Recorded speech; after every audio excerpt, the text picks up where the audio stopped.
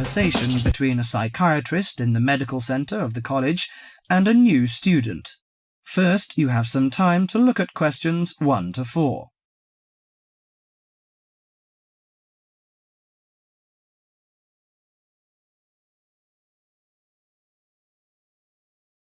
Now listen carefully to the conversation and answer questions 1 to 4. Hello, sit down, please. Thank you. Now, you are a new patient, aren't you? Yes, that's right. OK, so I'd better get some basic details down first. Right, we'll start with your name. Martin Hansen. Do you spell that S-O-N or S-E-N? Hansen. OK, and you're a first-year student? Yes, I am. Study in? Electronics, actually. I hope you enjoy it. Thanks. And your address? 2805 Hesperian Avenue, Hayward. 2805 and Hesperian. Yes, that's Hesperian. Hayward, Hayward. And your phone number? 734-246-55. 734-264-55.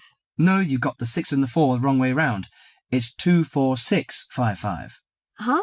Sorry, right. And, when were you born?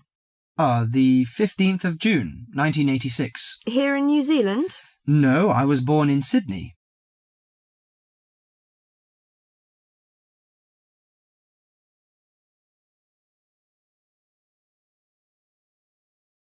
Before you hear the rest of the conversation, you have some time to look at questions 5 to 10.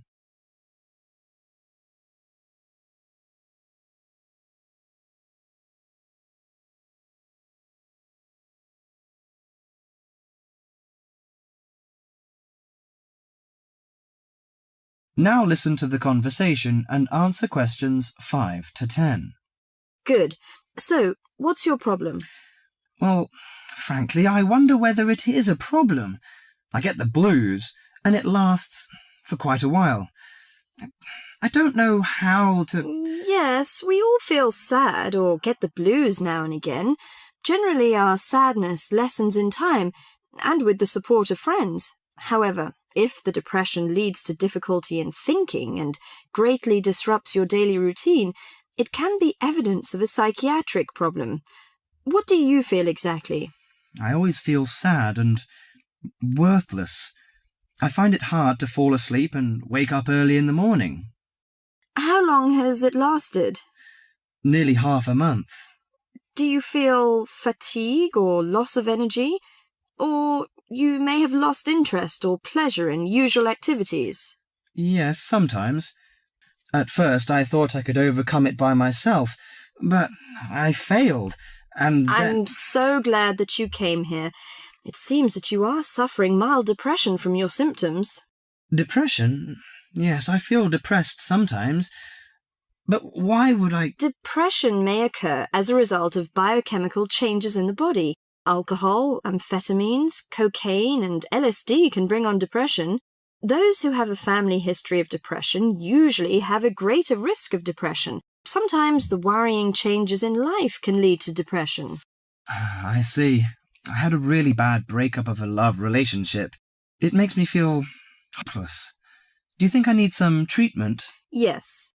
Antidepressant medications are often used to treat depression, if it is serious. But I don't suggest them at first because of the side effects. I suggest psychotherapy, which can give you support and help you regain control. So do I need to come here every day? No, I will arrange counselling sessions for you, which will last 12 to 20 weeks. You come here once or twice each week. The psychotherapy is directed at helping you gain insight and understanding about events in your life, which may have contributed to your depression. With growing insight, you can often learn more effective ways of coping with your feelings and changing your behaviour. What can I do to take care of myself? Well, at first you should do some physical exercises on a regular basis, at least 3 times a week. How is your food? Do you eat well? Yes, I think so. I eat at my homestay family. Good. Find a hobby or a positive recreational activity to participate in once or twice a week. I know it's difficult for you, though.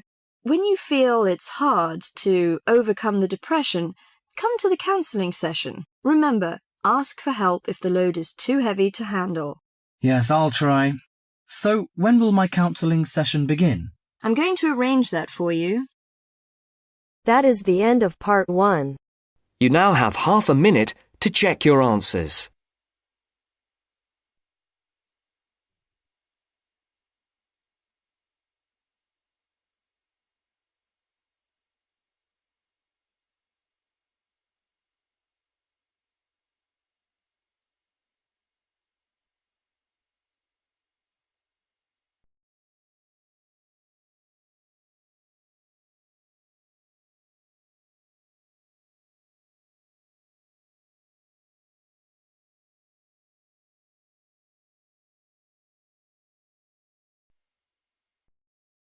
Now turns to part 2.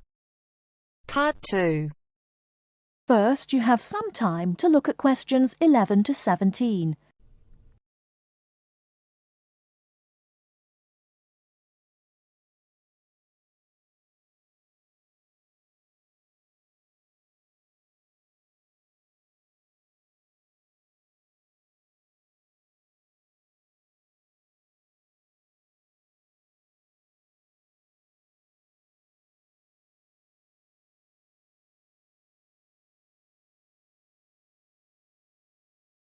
Now, listen carefully and answer questions 11 to 17.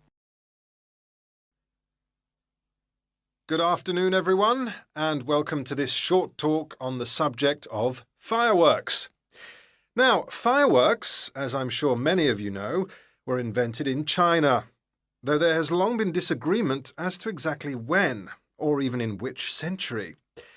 The consensus nowadays, though, is that it was in the 6th, as there is considerable evidence of war rockets being made then. We also know that fireworks were in use by the 7th century in Arabia, where they were called Chinese arrows, reflecting their military potential. It then took a long time for them to spread to Europe. In fact, it wasn't until the 1200s that fireworks made their appearance there.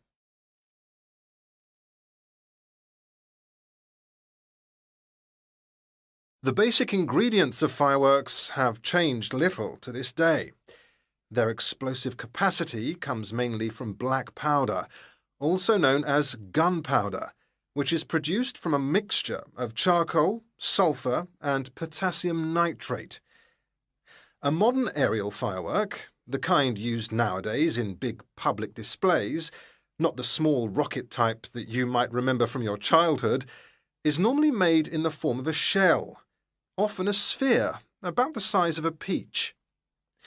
Inside the shell are a number of stars, surrounded by black powder, and running through the centre of the round shell is a charge that makes the firework explode when it reaches the desired altitude. This is known as the bursting charge. When this explodes, it ignites the outside of the stars, which begin to burn with bright showers of sparks. Since the explosion throws the stars in all directions, you get the huge sphere of sparkling light that is so familiar at firework displays. A shell of this kind is launched from a 75mm diameter mortar, which in some ways resembles the type used by the military. The mortar is a steel, or increasingly for safety reasons, shatterproof plastic pipe. This is likely to be 500mm long and sealed at one end. The other end is aimed at the sky, and at the bottom of the pipe, below the shell, is placed a cylinder containing black powder. This has a long fuse, which projects out of the tube. When this is lit, it quickly burns down to the lifting charge, which explodes to launch the shell. In so doing, it also lights the shell's fuse. The shell's fuse burns while the shell rises to its correct altitude and then ignites the bursting charge so it explodes. Before you hear the rest of the talk, you have some time to look at questions 18 to 20.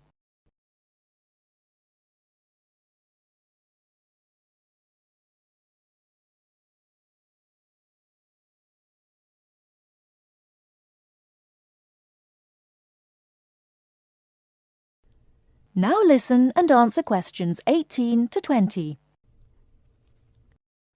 More complicated shells are divided into sections and burst in 2 or 3 phases. Shells like this are called multi-break shells.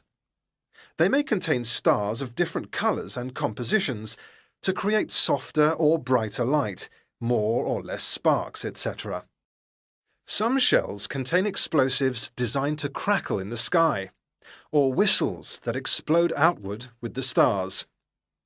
The sections of a multi-break shell are ignited by different fuses, and the bursting of one section ignites the next. The shells must be assembled in such a way that each section explodes in sequence to produce a distinct, separate effect. The pattern that an aerial shell paints in the sky depends on the arrangement of stars inside the shell. For example, if the stars are equally spaced in a circle, with black powder inside the circle, you will see an aerial display of smaller star explosions equally spaced in a circle. To create a specific figure in the sky, for instance a heart shape, you create an outline of the figure in stars inside the shell. Then you place explosive charges inside those stars to blow them outward into the shape of a large heart. Each charge has to be ignited at exactly the right time, or the whole thing is spoiled. Many other shapes have particular names, like the willow. This is formed by stars that fall in the shape of willow tree branches, spreading a little to the side and then downwards. The high charcoal composition of the stars makes them long-burning, so they may even stay visible until they hit the ground. The ring shell is fairly basic. It is produced by stars exploding outwards to produce a symmetrical ring of coloured lights. More complex is the pattern created by the palm, which contains large comets or charges in the shape of a solid cylinder. These travel outwards, explode and then curve downwards, like the limbs of a palm tree. The serpentine, the last one for now, is different again. When this one bursts, it sends small tubes of incendiaries scattering outwards in random paths, which may culminate in exploding stars. It can be quite spectacular. That is the end of part 2. You now have half a minute to check your answers.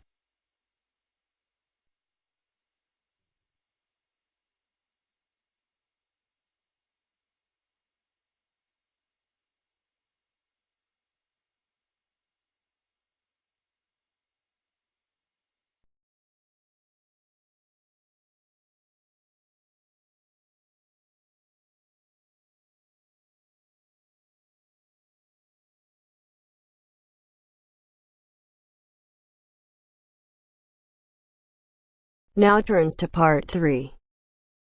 Part 3.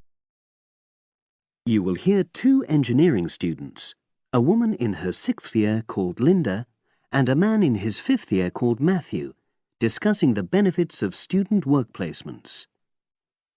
Before you listen, you have some time to look at questions 21 to 26.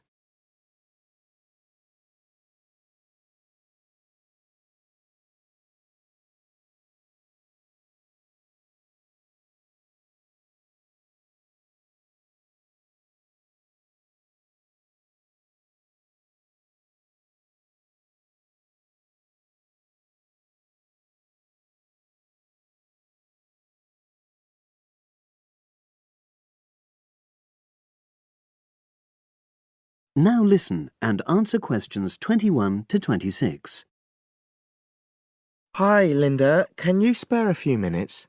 Hello, Matthew. No problem. I just wanted to talk to you about temporary work placements. I've never really thought there was a good reason for doing one. I've got some savings, so I don't really need the money at the moment. But I've had an email from the university about a vacancy that looks quite interesting. You did a placement last year, didn't you? I did, yes. In my case, I wanted to find out if I was making the right career choice before I began applying for permanent jobs. I thought I wanted to work in car manufacturing, but I wasn't sure, so I applied to Toyota. What was the application process like? Lengthy. There were a lot of different parts to it. The dullest one was a psychometric test. You know, when you have to answer loads of questions about yourself. And you're trying to guess what's the best thing to say. Yes. Then there was an activity that we did in groups, which I found really fascinating. Engineers are renowned for being a bit unsociable, but I thought we made a great team. And we had an individual task too. We had to sort through various business documents and prioritize them. It was just like what you have to do as a student, really, just with different content. What exactly were you doing on the placement? I was helping to design some diagnostic software to identify any waste in the car assembly process. Do you mean waste of materials? No, time. Anything that can speed the process up helps to cut costs. How did the work placement compare to being a student? Was it hard work? Yes, it was. I'd had full-time work before. I've done various unskilled jobs during university holidays, and some of those involve long hours. So I thought I'd find it easy. I was wrong, though. I think when you're on placement, you're always trying to prove yourself. So you push yourself hard to succeed? Yes. But I got a lot of support from my employers. They were always helpful. And then, at the end of the placement, I was given formal feedback. Do you mean on your engineering ability? Well, no. I didn't really need that because we had team meetings every other day. And so I had the chance to discuss technical issues and ask about anything that wasn't clear. The evaluation was about general workplace things, like organizational ability, initiative, that sort of thing. I get the impression you think you benefited from the placement. Well, the best thing is that they've offered me a job for next year. Depending on my exam results, of course, but still. A permanent one? Yes. But apart from that, I learned so much. The industrial environment was much more demanding than the academic one, so my general skills improved, like time management, meeting deadlines. And on the technical side, I learned new software packages, like MS Project. Well, I think you've convinced me that work placements are worthwhile, but while you're here, can you give me advice on something else? Before you hear the rest of the conversation, you have some time to look at questions 27 to 30.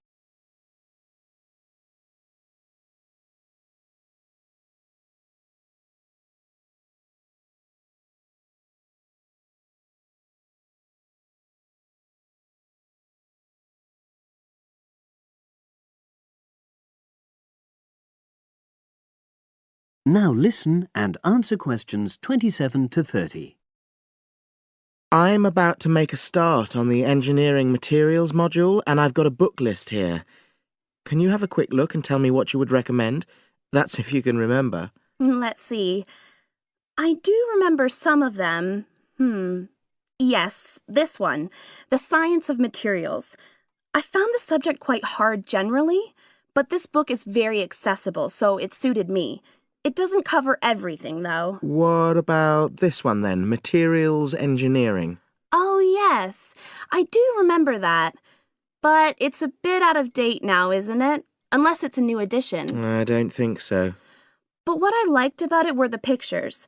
They really helped to understand the descriptions. It's useful just from that point of view. Let's see, what else? Oh, yes, that one there, Engineering Basics. I think out of all these, that's got the widest coverage. But I've looked at the contents page and it hardly mentions nanotechnology. Yes, you're right. The evolution of materials does, though. It's a recent publication, so it covers all the latest developments. It's a bit thin on the 1960s, though, and that decade was quite important. Well, it sounds as if they all complement each other in some ways. I don't suppose you can lend me...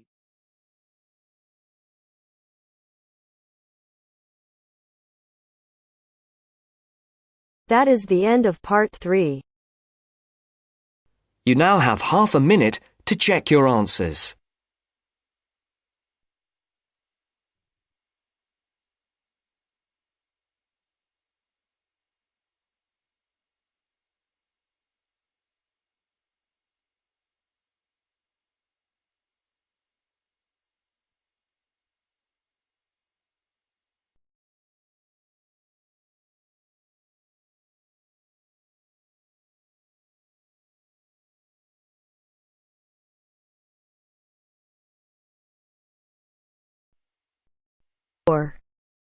Part 4. You are going to hear a lecture about dorm rooms. First, you have some time to look at questions 31 to 40.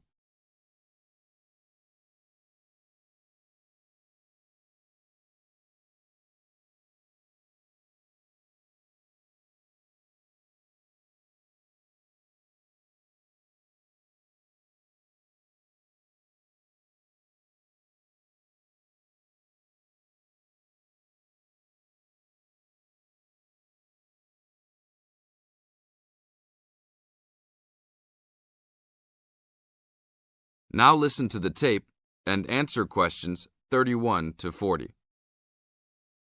Welcome to your new home for the upcoming year.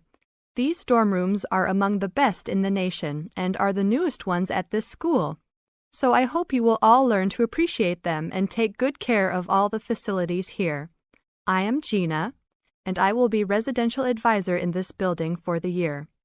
Today I am going to tell you about some of the programs and facilities that are available to you. I will also be telling you the rules that everyone is expected to abide by. I will be asking you to give me your full attention for the next few minutes. I will first tell you about the facilities that are available to you. The dining facility is located on the first floor of the building. It is open 7 days a week from 7 a.m. to midnight. All the food offered to students is freshly made every day, and my own opinion is that the food is actually quite good. Feel free to come and grab a banana for breakfast or sit down with a group of friends for dinner. Although your meals are served buffet style, please do not waste food. All students are expected to clean their own tables after meals. In the basement of this building, there is a gym and recreational hall. The gym has workout equipment such as treadmills and weight sets. In the recreational hall, there are ping pong tables and a pool table for student use.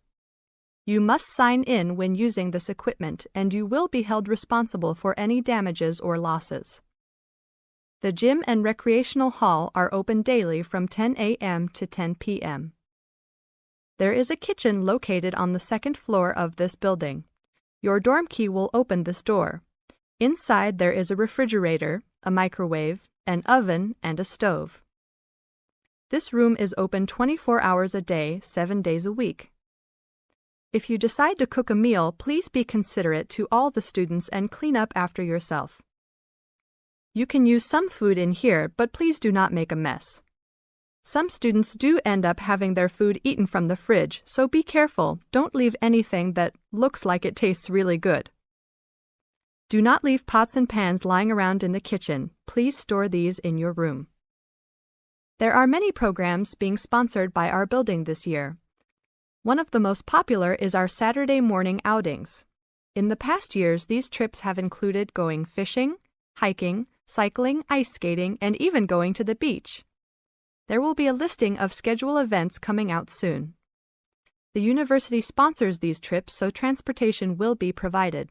However, there are usually some costs associated, though they are usually minimal. Our building also has a volleyball team. All students who live in this building are welcome to join. Last year we won first place in the dorm league. Please sign up at the front desk if you are interested as soon as possible, as there are only 20 spaces available based on a first-come, first-served rule. The last things I want to talk about are the rules of our building. I know rules can be boring, but they are necessary to ensure the welfare of everyone living here. First, noise levels must be kept to a minimum after 11 p.m. Many students have early classes, so for those of you that have the luxury of sleeping until 10, please don't stay up late making lots of noise. Secondly, all visitors must sign in at the front door. Even if you have friends that are regular visitors, they must still always sign in. This rule is to prevent theft and robbery from occurring.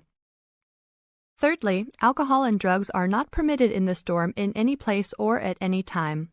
Lastly, just be safe and have a great time. University is the greatest time of your life, so make the most of it. Thank you all for your attention. That is the end of part 4. You now have half a minute to check your answers.